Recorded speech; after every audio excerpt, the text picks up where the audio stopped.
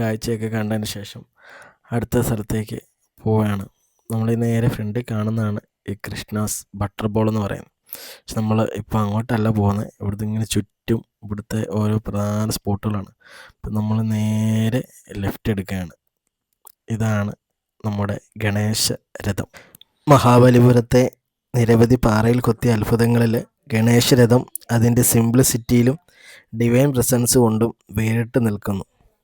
പല്ലവ രാജവംശത്തിൻ്റെ കാലത്ത് കൊത്തിയെടുത്ത ഈ ഏകശിലാഘടന ആദ്യം ശിവഭഗവാനാണ് സമർപ്പിച്ചിരുന്നത്.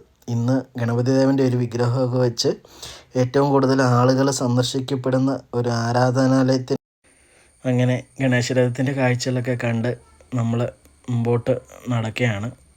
ഇങ്ങനെ ഇവിടെ ഒരു എനിക്ക് തോന്നുന്നൊരു അത്യാവശ്യം നല്ല സ്ഥലമുണ്ട് കേട്ടോ. നല്ലൊരു 19 ഏക്കറൊക്കെ സ്ഥലം കാണുമെന്ന് എനിക്ക് തോന്നുന്നത്.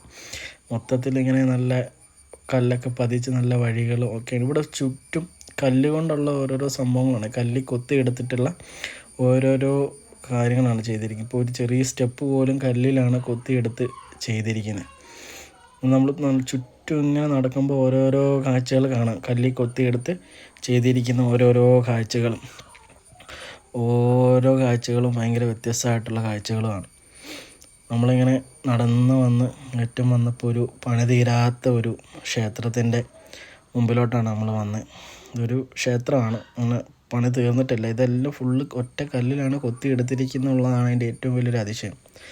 നമുക്ക് അതിൻ്റെ അകത്തോട്ട് ഇങ്ങനെ പോകുമ്പോഴത്തേനും കാണാം അതിൻ്റെ ഒരു ഭംഗിയും കാര്യങ്ങളൊക്കെ. അങ്ങനെ അവിടുത്തെ കാഴ്ചകളൊക്കെ കണ്ടിട്ട് നമ്മൾ അടുത്ത സ്ഥലത്തേക്ക് ഇറങ്ങുകയാണ്.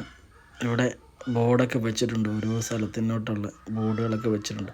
നിങ്ങൾ ചുറ്റും 4 സൈഡിലോട്ട് പോയാൽ ഓരോരോ ഇത് കാണാൻ പറ്റും കേട്ടോ. ഓരോരോ ശിലാഘടനകൾ, ഓരോ കൊത്തുപണികളെല്ലാം കാണാൻ പറ്റും. നമ്മളിങ്ങനെ നടന്നു വന്നപ്പോൾ കണ്ടാണ് ഒരു പാറയുടെ നടുക്ക് ഇങ്ങനെ കൊത്തി വെച്ചിരിക്കുന്ന ഒരു ചെറിയൊരു കുളം എന്ന് വെച്ചാൽ നമുക്ക് ആഴമൊന്നും അറിയത്തില്ല, പക്ഷെ അത്യാവശ്യം ആഴം ഉണ്ടെന്നാണ് ഇവരൊക്കെ പറയുന്നത്. ഒരു ചെറിയൊരു കുളമാണ്, അത് പാറയിൽ കൊത്തിയെടുത്താണ് ഈ കുളം എന്ന് പറയുന്നത്. ഇതിൻ്റെ ചുറ്റും ഒരു വ്യൂ പോയിൻ്റൊക്കെ ഉണ്ട് കേട്ടോ. ഒരു ചെറിയൊരു ആമ്പൽക്കുളമൊക്കെ തൊട്ട് സൈഡിലായിട്ടുണ്ട്. ഇവിടെ നിന്നുള്ള വ്യൂ ആണ് ഈ കാണുന്നത്. ഇതിൻ്റെ തൊട്ട് താഴോട്ട് ഉള്ള ഇത് കണ്ടോ, ഇതാണ് ഇവിടുത്തെ വ്യൂ പോയിൻറ്റിലോട്ടാണ് ആൾക്കാർ, വ്യൂ പോയിൻ്റ് കാണാനായിട്ടാണ് ആൾക്കാർ എല്ലാവരും വന്ന് നിൽക്കുന്നത്. ഈ കുളം കാണാൻ അധികം ആരും നിൽക്കാറില്ല. വെള്ളമൊക്കെ അഴുക്കായിട്ടാണ് കിടക്കുന്നത് തോന്നുന്നു കേട്ടോ.